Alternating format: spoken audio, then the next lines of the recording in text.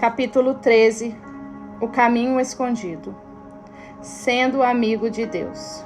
Onde quer que este evangelho for anunciado em todo o mundo, também o que ela fez será contado em sua memória. Mateus 26:13. A escuridão do céu na véspera de Natal contrastava com as ruas brilhantemente iluminadas.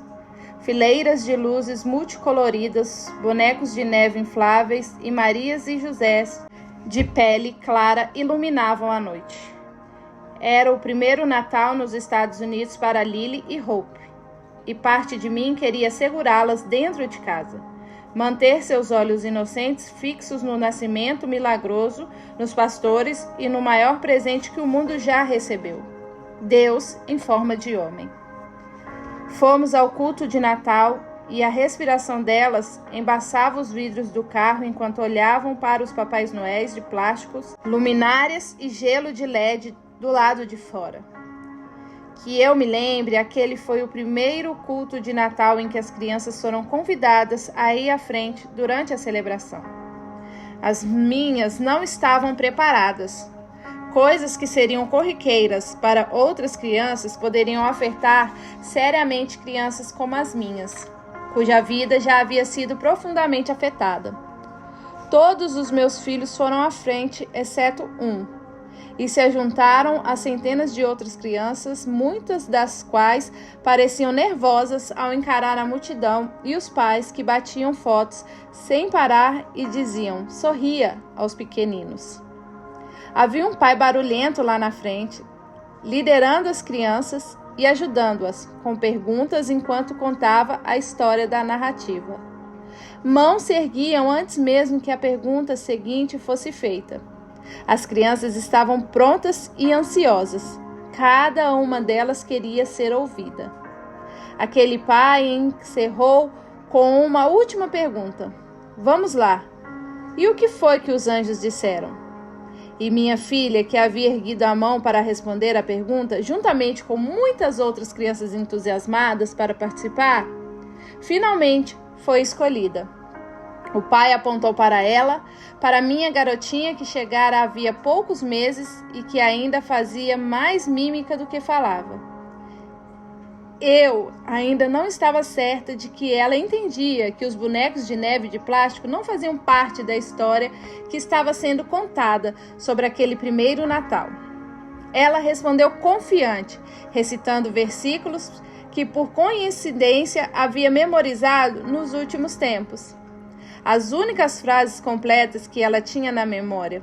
O anjo, porém, disse: "Não temais, eis aqui vos trago boa nova de grande alegria, que o será para todo o povo, e que hoje vos nasceu, na cidade de Davi, o Salvador, que é Jesus Cristo o Senhor." Lucas 2, 10 e 11.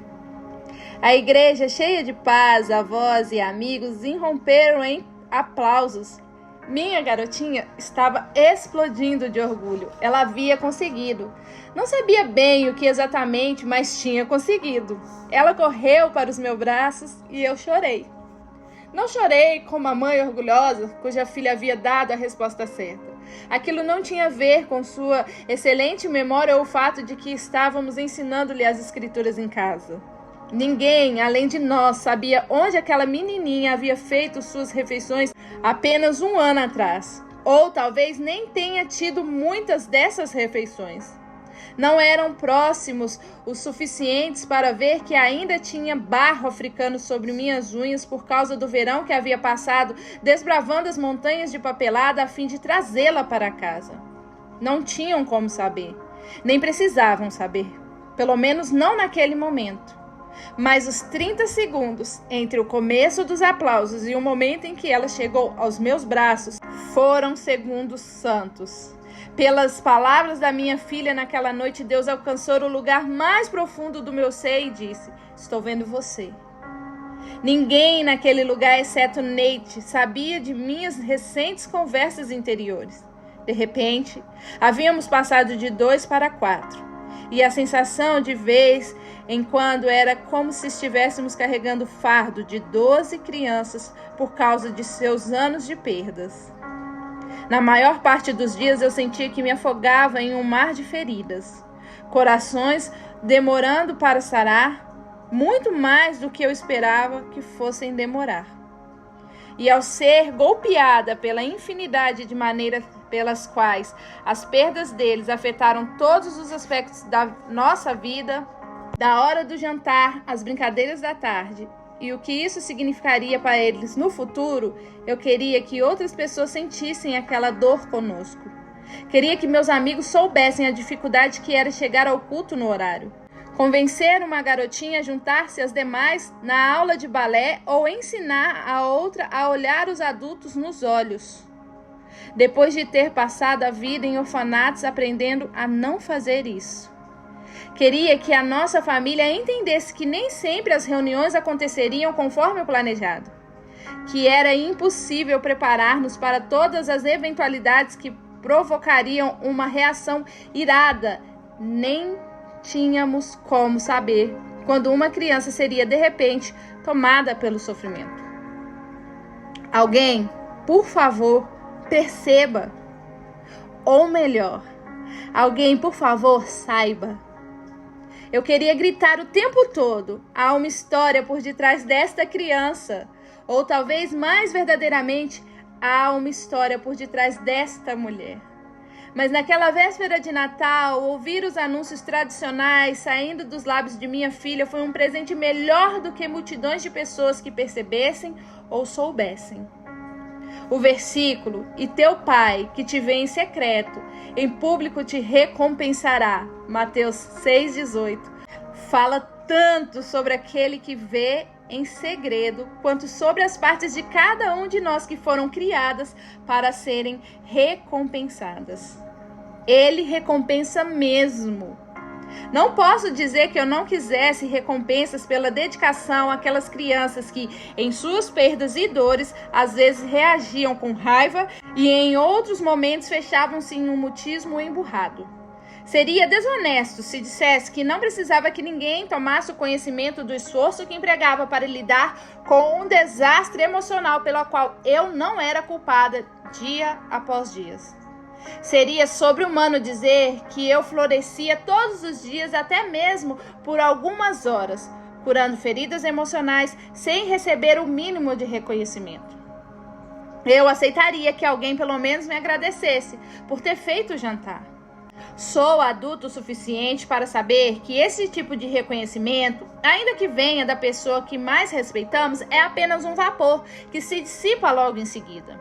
Mas sou infantil o suficiente para sentir necessidade de um olhar, um sussurro ou um parabéns de um amigo.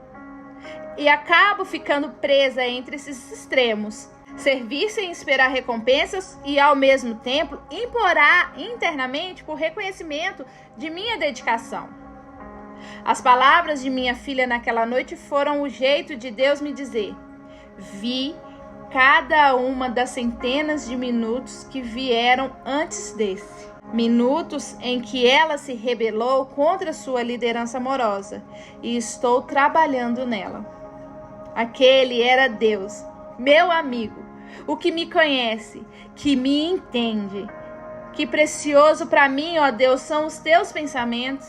E como é grande a soma deles. Salmo 139, 17. Quando anseio por algo que não sei o que é, os pensamentos de Deus com relação a mim se perdem enquanto busco aprovação no mar de outros olhos.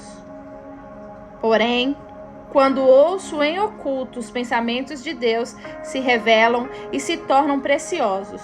Minha audição treinada em oculto afina-se com o melhor som que há, a voz do meu amigo. Através da história, Deus se relacionou com muitos dos seus amigos. Ele também buscou amizades. Deus procurava por toda a terra pessoas que o entendessem. Foi chamado amigo de Deus, disse Tiago sobre Abraão, depois de afirmar que Abraão creu em Deus e isso lhe foi imputado por justiça. Tiago 2:23. Os descendentes de Abraão foram identificados como aqueles que descendiam do eterno amigo de Deus, posteridade de Abraão, seu amigo. 2 Crônicas 27. João Batista se referia a si próprio como o amigo do noivo. João 3:29. E para não acharmos que esse status de amigo estivesse reservado só para os super-heróis da fé, devemos voltar-nos para as palavras de Jesus que dirigiu a todos os seus seguidores. Já não vos chamo servo, porque o servo não sabe o que faz o Senhor, mas tenho-vos chamado amigo, porque tudo quanto ouvi de meu Pai vos tenho dado a conhecer. João 15:15. A amizade que existe entre o pai e o filho se expandiu para incluir você e eu. Sim, queremos ser conhecidos, mas quantas vezes paramos para pensar que Deus também quer ser conhecido? O Deus inescrutável nos convida a examiná-lo, e aí se forma uma amizade. Deus quer ser nosso amigo, em um nível acima da amizade que às vezes comemora algo ou dá uma ajuda ocasional. Ele quer compartilhar corações, histórias e vidas interior. A amizade com Deus vai além das piscadelas que Ele nos dá quando ninguém está vendo. Ela esquadrinha a terra em busca dos que o olharão, que o conhecerão, que carregarão seu coração. Descobri que queria ser uma dessas amigas quando Deus me encontrou em um período de esterilidade. Ao longo do tempo, as mulheres ao meu redor que haviam enfrentado a esterilidade por tantos anos quanto eu, foram ficando cada vez mais raras. Entretanto, conforme diminuía o número das amigas humanas que entendiam aquela dor, eu encontrava um amigo compreensivo em Deus, o tipo de amigo que me fazia querer aprofundar a amizade. Eu queria ser amiga de Deus. Eles clamavam por Jesus mais desesperados por cura do que pelo curador. Os curiosos, os acusadores, os famintos o assediavam.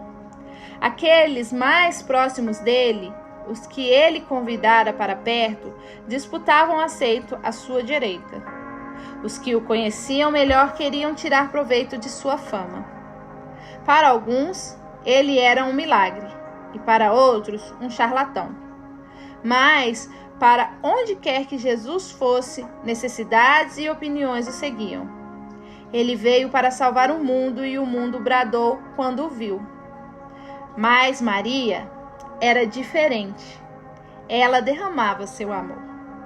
Os demais ao redor naquela mesa provavelmente contavam seu dinheiro e o impacto de seu ministério. Mas ela pensou apenas em dividir o peso com Jesus. Ela o buscou em amizade. E ele a defendeu. Ele escolheu imortalizar a mulher da última fileira. Esta é a maneira como ela será lembrada através dos tempos. Maria foi amiga de Deus. E o evangelho não mais seria contado sem a história da mulher tão apaixonada por Deus, que gastou com ele tudo o que tinha e se tornou sua amiga. Há alguns anos fui convidada a falar em um evento para mulheres. Já havia falado ao microfone algumas vezes antes, mas ainda ficava nervosa ao colocar-me na frente daquelas pessoas todas. Já havia passado bastante tempo desde aquela ministração de meus 20 e poucos anos, quando eu frequentemente liderava estudos ou palestras para grupos grandes.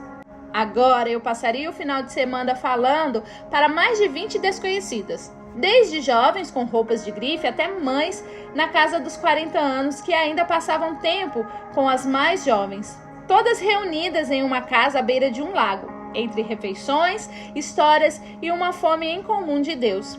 Cheguei na primeira noite com um bebê que ainda amamentava e minha filha mais velha para me ajudar.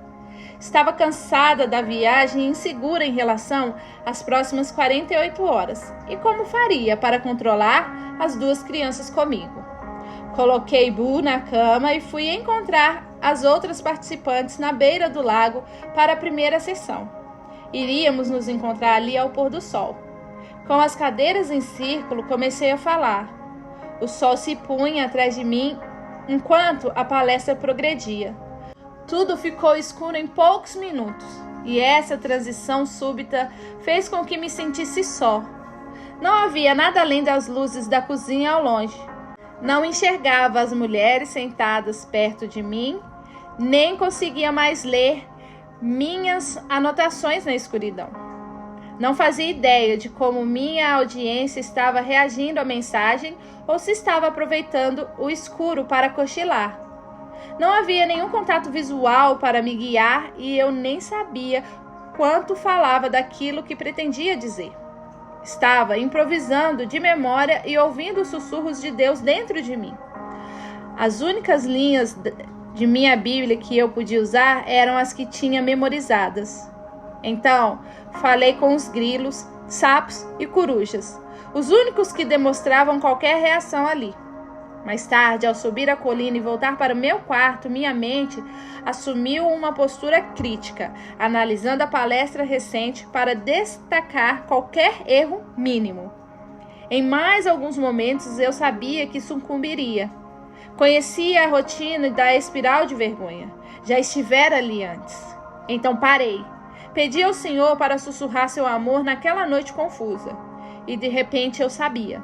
Sabia que carregaria comigo aquela noite em cada aparição pública que fizesse nos próximos anos. A escuridão absoluta me dera uma nova luz. Deus deixou que a noite caísse sobre minha visão, a fim de que eu buscasse seu coração sozinha, a fim de que buscasse seus pensamentos em relação àquelas mulheres.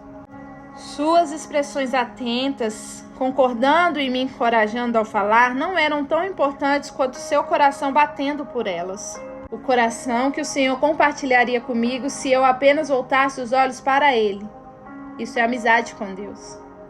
Ele me vê quando não há ninguém olhando, e eu o busco em resposta. Talvez Deus comece amizades desejando que nos tornemos seus amigos. João Batista, ao se autodenominar amigo do noivo, descreve este amigo como alguém que o escuta, que se regozija por causa da voz do noivo. João 3, 29 e 30. Amizade com Deus significa ouvir. Nós nos tornamos amigos de Deus quando ouvimos seu coração e seus sussurros suaves em sua palavra. Assim como Maria, podemos prestar atenção a Deus ouvindo, focando e ouvidos no ritmo de seu coração e derramando a nossa vida em resposta ao que ouvimos. Isso é comunhão, entregar a sua vida ao Senhor. Ele nos fez para isso. O escritor John Bloom disse que o derramamento do perfume de Maria não foi um desperdício, mas sim um ganho. Uma vida derramada em amor por Jesus, que considera o ganho do mundo como perda, demonstra o quão preciosa ele realmente é. Ela testifica para um mundo selvagem e desdenhoso que Cristo é lucro, e o verdadeiro desperdício é ganhar o perfume do mundo para perder a própria vida. Eu queria ser como Maria. Queria conhecer o Deus como um amigo precioso. Minha doce filhinha estava orando recentemente pelo meu novo livro. Esse livro. Embora eu não soubesse sobre o que ele falava, ela sabia que eu passava muito tempo escrevendo. Ela orou para que Deus voltasse seus olhos para mim. Mais tarde, ela me olhou e disse: Mamãe, você é como a glória da manhã. Só que você se abre à noite, quando ninguém a vê, a não ser Deus. E você fica escondida e fechada durante o dia. A glória da manhã em nosso quintal sempre fascinou minhas crianças, que iam vê-la enquanto ainda estava fechada e sempre tentavam acertar o momento exato em que ela se abriria. Agora, aquela flor misteriosa era uma imagem para mim, uma imagem de mim mesma. Quero dar a Deus o melhor de mim, desabrochada e voltada para Ele, exposta, mas frágil. Seja na escuridão ou na luz, quero estar aberta para Ele. Estava em outra roda de mulheres, em outro estado, em uma situação diferente, e uma delas falou sobre oração. Sei que eu deveria orar mais, mas é algo tão difícil de viver no meio do dia. Ela tinha razão, tanto sobre o chamado à oração, quanto sobre a maneira como a maior parte dos cristãos o vê. Não somos apenas convidados a orar. Somos convidados a orar sem cessar. Sempre. Em qualquer circunstância e qualquer ambiente. Devemos orar no quintal, podando flores, na lavanderia, separando as roupas brancas das coloridas, no chuveiro, fazendo alongamento na academia, naquela passada rápida pelo mercado, no meio do dia, no drive-thru do Starbucks ou aguardando a vez para ser atendido no Detran. Isso é orar sem cessar. É o tipo de conversa com Deus que Paulo diz ser possível. Regozijai-vos sempre, orai sem cessar. Em tudo dai graças, porque esta é a vontade de Deus em Cristo Jesus para convosco. 1 Tessalonicenses 5, 16, 17 e 18. Você sente seu coração acelerar ao ler isso? Você está se justificando como aquela mulher? Da maneira como fazemos com frequência ao ver uma falha? Isso é difícil. Eu deveria ter orado mais hoje, mas como vou conseguir lembrar e encontrar tempo? Mas não há necessidade de justificar-se ou de se defender. As lacunas em nossas vidas de oração não passam de motivos para fazer uma pausa, para examinar. Ainda que disciplina não seja uma palavra feia, certamente existem ocasiões em que a disciplina nos empurra quando o nosso coração inconstante não consegue. Nossa falta de oração revela mais do que uma mera falta de persistência. Paulo, que escreveu aquelas palavras sobre orar sem cessar, era amigo de Deus. Não era um seguidor vigoroso mais disciplinado do que o resto de nós. Deus estivera perto dele, perto o suficiente para dividir com ele seus segredos. Deus deve ter sido tão amigo de Paulo, pelo menos em parte, porque aquele homem não tinha outra opção. 5 vezes recebi dos judeus uma quarentena de açoites menos um. Fui 3 vezes fustigado com varas, uma vez apedrejado. Em um naufrágio, 3 vezes. Uma noite e um dia passei na voragem do mar. Em jornadas, muitas vezes. Em perigo de rios, em perigo de salteadores, em perigos entre patrícios, em perigos entre gentios, em perigos na cidade, em perigos no deserto, em perigos no mar, em perigo entre falsos irmãos, em trabalhos e fadiga, em vigília, muitas vezes, em fome e sede, em jejum muitas vezes, em frio e nudez. 2 Coríntios 11, 24 a 27. Companheiros que se tornaram traidores, palavras de acusações, pedradas, fome, falta de sono, brutalidade por parte de seus compatriotas, inúmeros perigos. Quando não tinha mais nada, nem ninguém, Paulo encontrou um amigo em Deus. Deus, por sua vez, dividiu seus segredos com seu amigo. Paulo se refere a si próprio. E sei que o tal homem, se no corpo ou fora do corpo, não sei, Deus o sabe. Foi arrebatado ao paraíso e ouviu palavras inefáveis, as quais não é lícito ao homem referir. 2 Coríntios 12, 3 e 4. Paulo transformou esse misterioso sussurro em amizade. Trata-se de algo santo. Além disso, a verdadeira amizade do apóstolo com Deus foi forjada em meio a circunstâncias que o ocultaram e o fizeram, aos olhos do mundo, passar não apenas por tolo, mas também por um alvo fácil de abuso. E pior do que isso, Paulo não orava por achar que deveria. Paulo orava porque havia amadurecido até não querer mais nada. Amadurecer nossa amizade com Deus, o lugar para onde desejamos profundamente ir, significa não querer mais nada além de falar com Ele, por causa de quem Ele é para nós, em nossos momentos mais fracos e perdidos. É isso que alimentou a paixão de Paulo por Deus, para o conhecer e o poder de sua ressurreição e a comunhão dos seus sofrimentos, conformando-me com Ele na sua morte. Filipenses 3:10. Oração incessante pode transformar-se em algo que fazemos não por disciplina, mas por amizade, por desejo.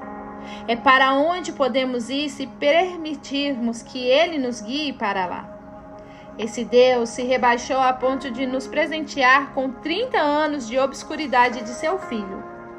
Ele é perfeitamente capaz de nos estender a mão de amizade no meio do nosso dia, dizendo: Ei, posso me abrir com você neste momento? A fim de que possamos enxergar a interação com Deus como o prêmio mais relevante de nossa vida. Um dia, pode ser que você simplesmente queira orar sem cessar. E quem sabe o que você poderá ouvir.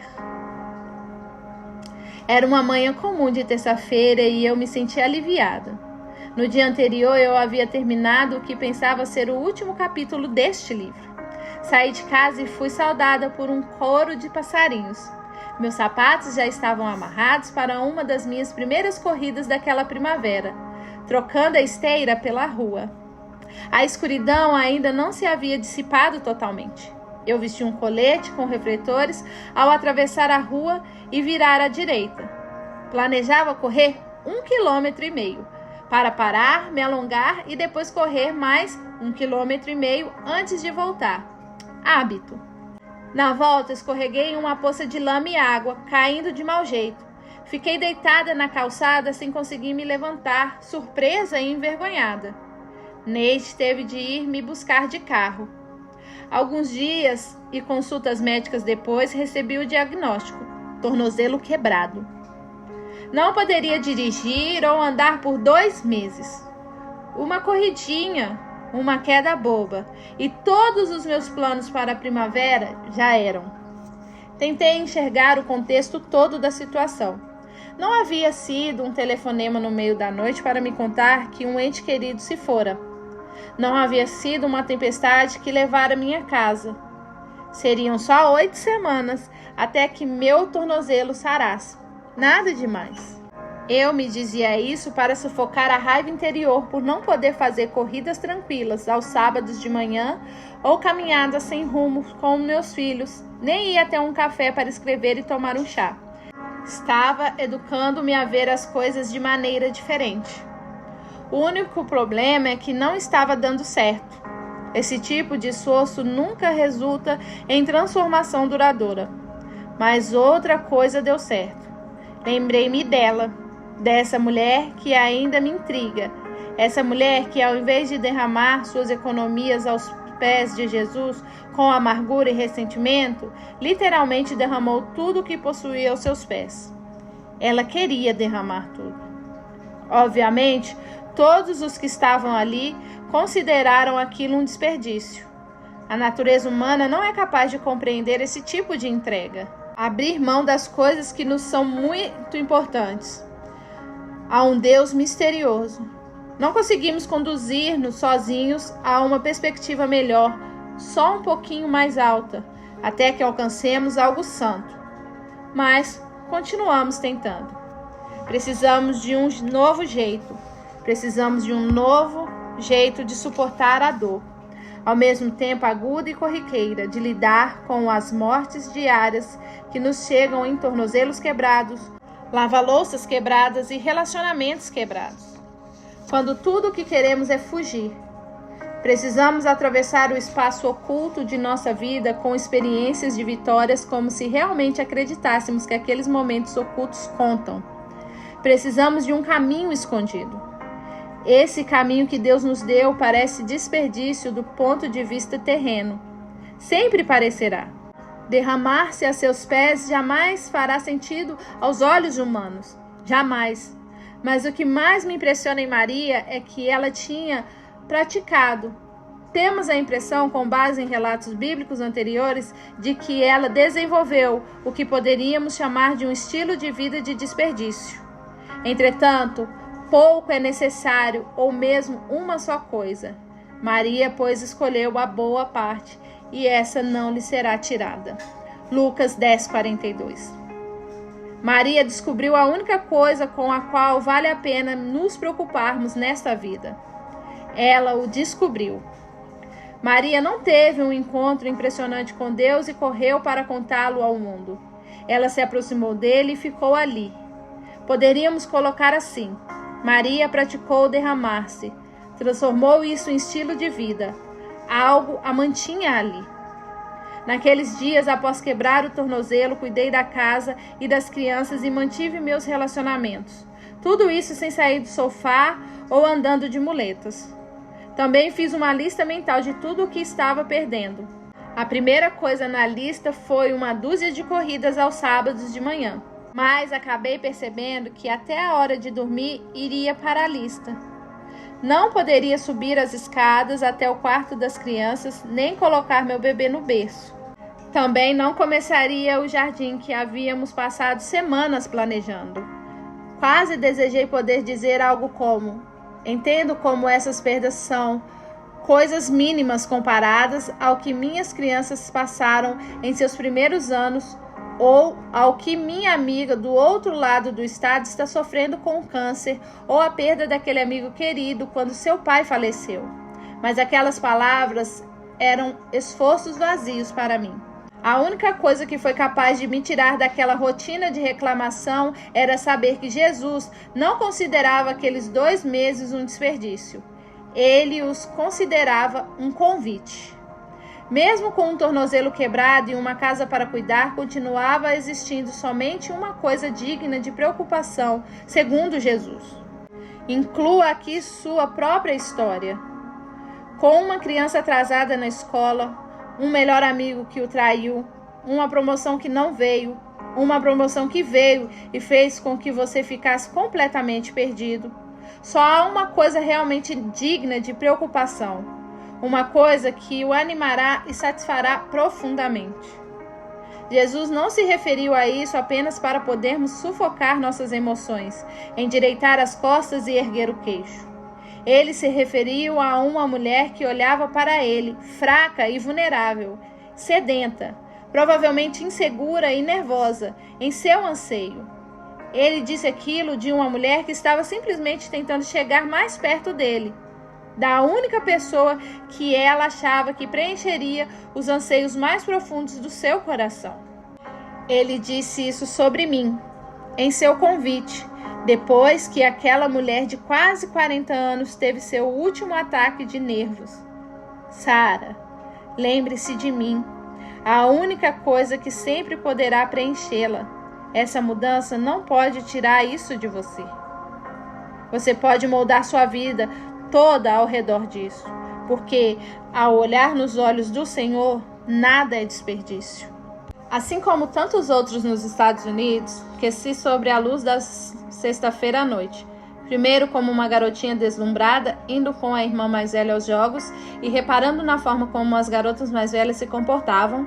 Depois como uma torcedora ardente que mal prestava atenção ao placar, mas ajudava a transformar os jovens jogadores em celebridades, gritando seus nomes e números. E finalmente como uma participante uniformizada que empurrava a torcida nas noites perfumadas de outono e recebia os heróis da cidadezinha sobre as luzes do estacionamento. Quando passei da fase de estudante, voltei por causa do ministério. Naquelas noites, eu era só mais uma pessoa na multidão, amando meus vizinhos enquanto gritava o nome dos atletas de 17 anos. Como uma jovem casada e sem filhos, minhas noites de sexta-feira eram diferentes. Passava aquelas ocasiões com amigos à mesa de nosso restaurante favorito, comendo e compartilhando fatos da vida. Ao longo de todos aqueles anos, a sexta-feira à noite foi o metrônomo de minha vida social. Alguns anos depois do meu casamento, porém, chegou uma sexta-feira à noite diferente. Estava sozinha, desta vez por opção própria. Meu marido estava fora da cidade e eu não tinha medo da noite, de mim mesma ou de quem encontraria quando a casa estivesse vazia. Fiz uma xícara de chá e abri a porta dos fundos, apenas a tela mosqueteira me separava dos ruídos esparsos da noite. Abri a Bíblia, mas dessa vez não por obrigação. Eu queria estar ali. Estava sendo atraída por ele, o Deus homem, que contemplara a minha fraqueza e ouvira minhas lamúrias, observando como eu o buscava em meio a todas as minhas falhas. Queria conversar com Deus, não por causa de uma decisão importante ou de uma penitência que eu achava que estava atrasada. Estava faminta, desejando algo que o restaurante, a torcida do jogo ou um tempo com minha melhor amiga eram incapazes de oferecer. Deus era novo para mim. sempre se revelando. A cada novo vislumbre dele, eu desejava mais. E algo dentro de mim sabia que esse meu lado, que eu desejava tão cruamente, era o que Deus queria também. Era o desejo que me impulsionava. Quem eu era quando o desejava. Estava começando a gostar de quem eu via quando estava sobre os olhos do Senhor, sem máscara. A verdadeira eu. Gostava dele e ele gostava do que havia feito em mim. Talvez fosse algo parecido com o desejo que me atraía a passar sexta-feira à noite após sexta-feira à noite com meus amigos. Somos atraídos pelo que nos faz sentir realmente vivos, para o lugar onde nossa paixão se revela, para onde somos conhecidos. Queremos estar com aqueles que nos conhecem e nos lembram do que gostam em nós mesmos. Aqueles que nos fazem enxergar a vida como algo maior do que os nossos olhos veem. Eu estava ciente de que no passado teria considerado aquele tempo com Deus, comigo mesma e com a minha Bíblia um enorme desperdício. Não estava planejando mudar o mundo, meditando sobre uma decisão ou sequer clamando por crescimento pessoal. Estava sentada com Deus, aproveitando sua companhia, e queria ficar ali só mais um pouquinho. Foi uma noite de afeição mútua, ainda que um tanto desconfortável, como em qualquer começo de amizade. Claro que ele sabia tudo sobre mim, mas eu estava apenas começando a aprender e me sentir confortável em ser conhecida daquela maneira.